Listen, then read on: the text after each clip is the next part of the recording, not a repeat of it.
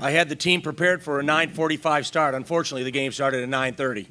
So they got out on us so fast, they made every three. And even as a guy that sat through a lot of games, I sat there and wondered, what in the world are we going to do to come back in this thing? But I told the team before the game, I love my team. They play with great grit and great determination. And they got down 19, and they didn't panic, and they didn't point fingers, and they just kept playing hard. And then we started stringing some stops together. And I think I told them at the 7:30 media timeout, let's get it down to 10 by halftime. And we got it even closer to that. I think it was 2 or 3 point game at halftime. So we fought back, and then we continued our momentum into the second half. Anybody that's heard me talk about my team knows that I always love assisted baskets. I think we had 26 baskets, 24 baskets, 17 of them assisted.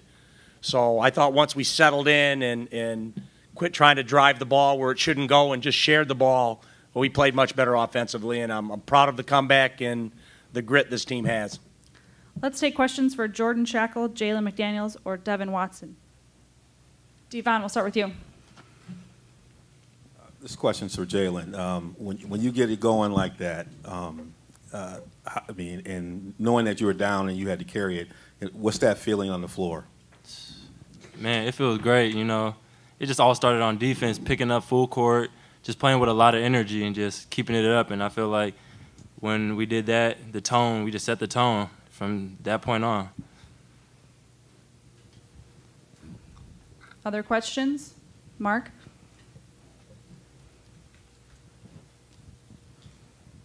Jalen, there's that key three you shot right at the end of the shot clock. You know what I'm talking about, late in the game.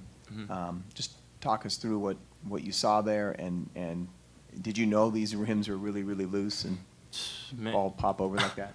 I remember we first got here and we had a shoot around. I was like, man, these softest rims I ever played on. But Dev passed me the ball, and it was like 3 seconds. I had no other choice, and I was confident in shooting that. So that's something I've been working on. So I'm glad I hit it. Back to Mark. This is for Jordan and for Dev. Just what happened there? I mean, what were you guys thinking down 19? And what do you think the key was to be able to turn that around? Jordan, why don't you start? I was thinking we just need to get our energy up and start a little something because we had nothing going at all. And Jalen started picking up full court. Jeremy gave us a lot of energy, and I think we all fed off of that. And it was really the energy that got us going. And the shots just fell later, but the energy really started it. And I think the coaches really told us we needed to pick it up, and that's what we did. Devin, anything to add? Yeah, just basketball is a game of runs. And then when you're out there just not thinking, just flowing and living in the moment, just playing freely, that definitely helped us out. Go ahead. This one's for Devin and Jordan. Nathan comes in, he subbed in. He was a disruptor for you guys. Just talk about his ability to kind of get you guys on that run, and it kind of seemed like once he came in, he was disruptive and was able to get you guys on those pushes to kind of start cutting the lead down. Oh, yeah, Nate played really, really big minutes for us tonight. I'm really happy for him. You know, he's been playing the same exact way in practice. It's really nice to see him play that way in the game. You know, he gave us great energy, and his length and athleticism gave us a different aspect that we needed in this game. Yeah, I agree with Jordan. You know, when Nate gets in, he's going to play with energy. He's going to be energetic on the defensive end, block shots. Yeah, play well tonight. Any other player questions? Back to Mark.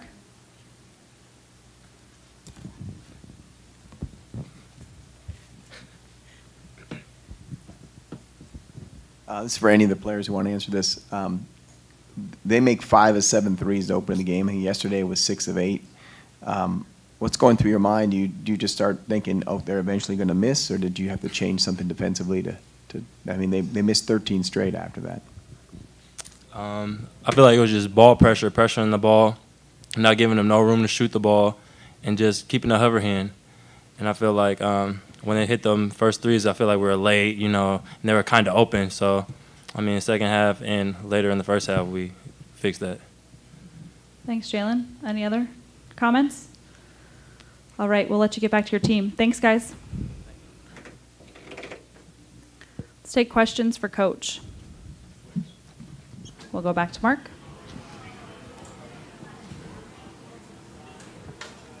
I think there was a point there in the first half where you actually played zone for the first time this season. Did you just kind of figure we got nothing to lose, and did that kind of help flip the momentum a little bit?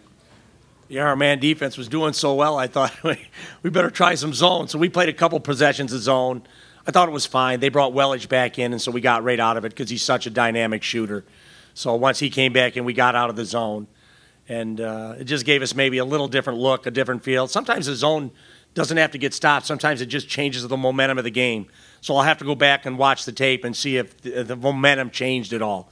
Sometimes they get the same baskets, but the feel for the game's different. And sometimes the team will say they'll get out of rhythm as to what they were doing, and then they have to reinvent themselves sometimes. But I don't know that for a fact until I watch the game. But we are definitely going to zone more this year.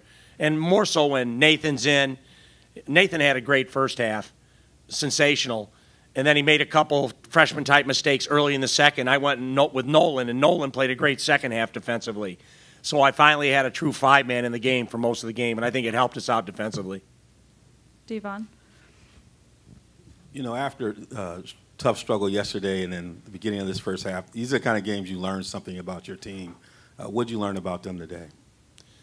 That they're not pointing fingers at one another, that they come and they pay attention in the huddles. They want to be coached. They want to be told what they have to do to help turn the tide of the game. And, you know, we're not a blue blood, but our crowd travels like one. I mean, I thought the crowd was great for us today. Once we started so momentum, you know, we had great Aztec support. They were loud. They were into the game, and I think they really helped our energy level too.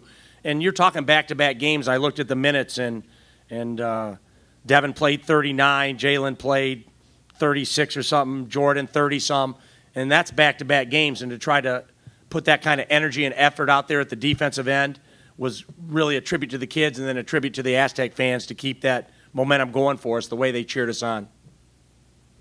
Mark? What happens to the mentality of a team? I mean, you lose by 26 yesterday. I think it was your worst loss in 10 years, most lopsided. You're down 19, you know, 10 minutes in the game today. What happens with the mentality of players? They just decide that's enough, or what goes on there? You know, that's where you find out about your team. You don't know until it happens. You know, and I thought we played a pretty good first half against Duke. I mean, we had it hovering around 10 or 11, and they hit back-to-back threes to end the game, and it's 17. And that's like every game I watch them play. You think you're playing pretty good, and you lose a segment by 5 points. Well, that was a pretty good segment. Then the next one, you're down 10, and by halftime, you're down 20. And you've been playing pretty good basketball. That's how good they are. And so to get 19 today, just at the start of the game, you know, when both teams go out to midcourt to jump ball, the coaches are like, well, that looks more normal. And that's the size kids we normally play, and that's a very good team, and they got big kids. But Duke is just so much bigger than everybody else, you know. So it shows you come here to learn about your team, and we learned that I have a team that doesn't give up when they get down, that they play hard all the way to the end, and I'm proud of them for that. Go ahead. There's a lot of focus, obviously, put on playing the #1 team in the country, but, you know, in a tournament like this, you have a chance to get out of here with 2 wins.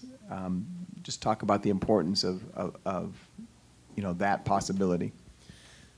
You know, over the last 7, 8 years, I think every event we've played in, we've come out with a minimal of 2 wins. I think we won the Diamond Head a couple years ago, and last time we played in this event, we lost to Arizona in the championship. And so I wish we were on the championship end of the thing, but this is the bracket we're in, and we will go home and prep like crazy and try to come out of here with 2 wins tomorrow against very good Illinois and Iowa State teams.